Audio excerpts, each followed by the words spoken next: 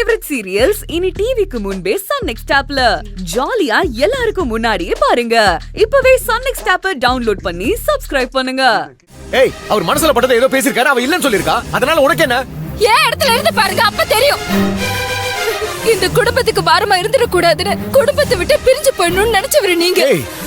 அப்படி குடும்பத்துல இருக்கிறவங்களுக்கு எந்த கஷ்டத்தையும் கொடுத்துட கூடாது, உங்களால திரும்ப இந்த வீட்டுல எந்த பிரச்சனையும் வந்துட கூடாதுன்னு யோசிச்சு வெளியே போனவரு நீங்க. உங்களை எப்படிங்க உங்களால இப்படி பேச முடியுது?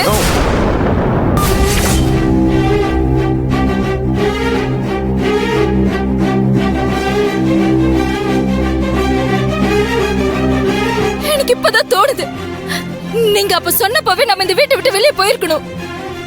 குடும்பத்துக்காக நீங்க இருக்கணும்னு யோசிச்சு முடிவு எடுத்தோம்ல, அதெல்லாம் தப்புன்னு இப்பதாங்க தோணுது என் மரமண்டைக்கு. அண்ணி,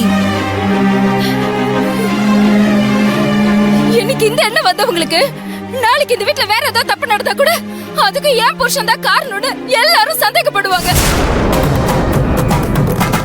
சொந்த வீட்டுல இருக்கிறவங்க இப்படி நினைக்கிறாங்கன்னா மத்தவங்க எல்லாம் எப்படிதான் நடிப்பாங்களோ?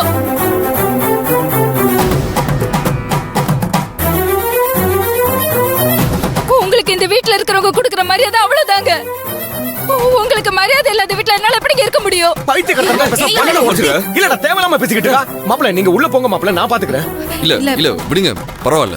அவங்க பேசட்டும். இன்னும் அவங்க மனசுல என்னெல்லாம் தோணுதோ அதெல்லாம் பேசட்டும். நான் கேக்குறேன்.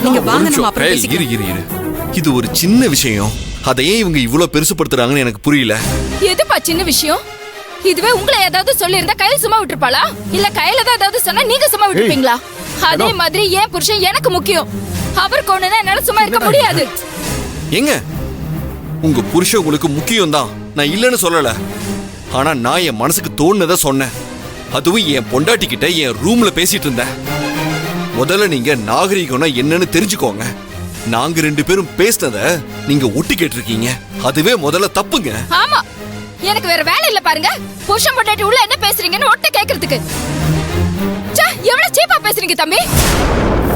தனு, பேச்ச வளர்த்துக்கிட்டே போகாத. இது சாதாரணமா முடிய வேண்டிய பிரச்சனை, ஏன் பெருசுபடுத்திட்டு இருக்க?